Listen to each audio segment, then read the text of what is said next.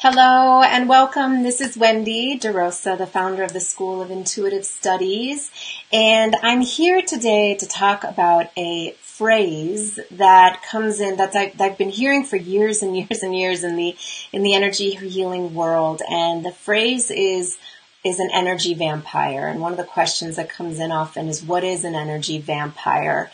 Or why do I attract energy vampires into my life, into my world?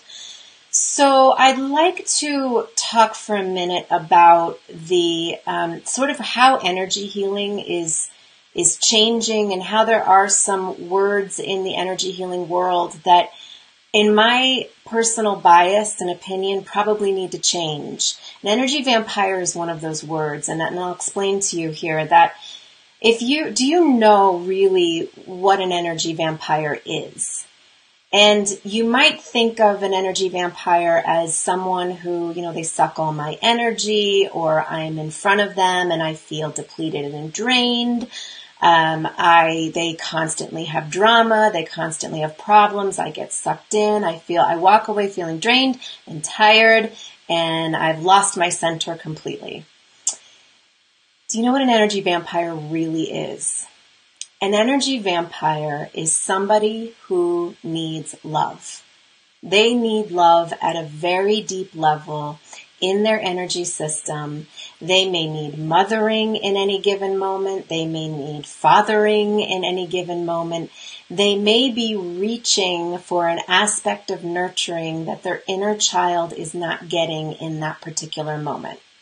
Now, if I personally were going to put that in context of my own life, you could probably put my entire 20s in the category of energy vampire. I mean, I'm joking here, but really, truly, there was a period of my own life when I could say that I was needing love and mothering and parenting to the inner aspect of myself so deeply that I'm sure I was wiping people out. I don't know, no one's ever said that, but thinking back, I could imagine anyone could classify me in that category and themselves too, because we've all been through an experience where we are in deep need. Deep, deep need. Need implies that the lower chakras in the body, that's our humanness, the first, second, and third chakras, the heart, the throat, the third eye, the crown. These are very high functioning spiritual power centers in our body. And we can certainly evolve there. We can certainly stay high functioning there.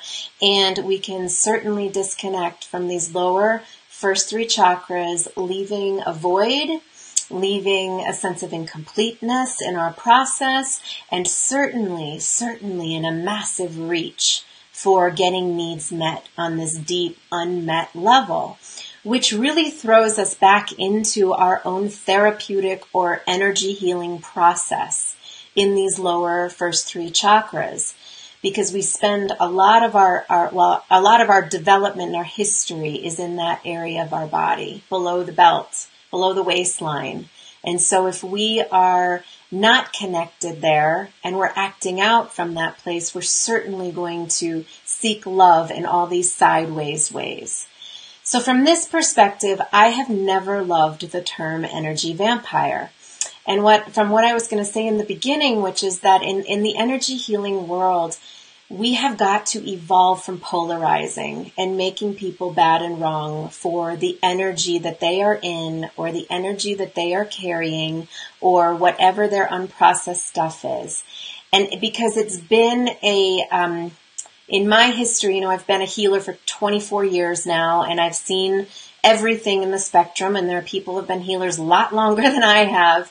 But it used to be that this person has bad energy, or this person drains my energy, or that person, is got negative energy. There's a trend to polarizing in the energy healing world, and it's got to end. It's outdated. And I'll tell you why. It's outdated because in the energy healing world, we have got to get used to and be very skilled at and learn how to work with trauma.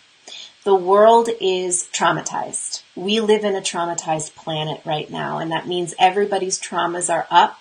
And if we start making people wrong, especially in this sort of spiritual energy healing world, if we make people wrong for their the energy that they're carrying, then we are creating a separation. We're creating a superior. We're actually, what it's doing is we're not looking at our own stuff.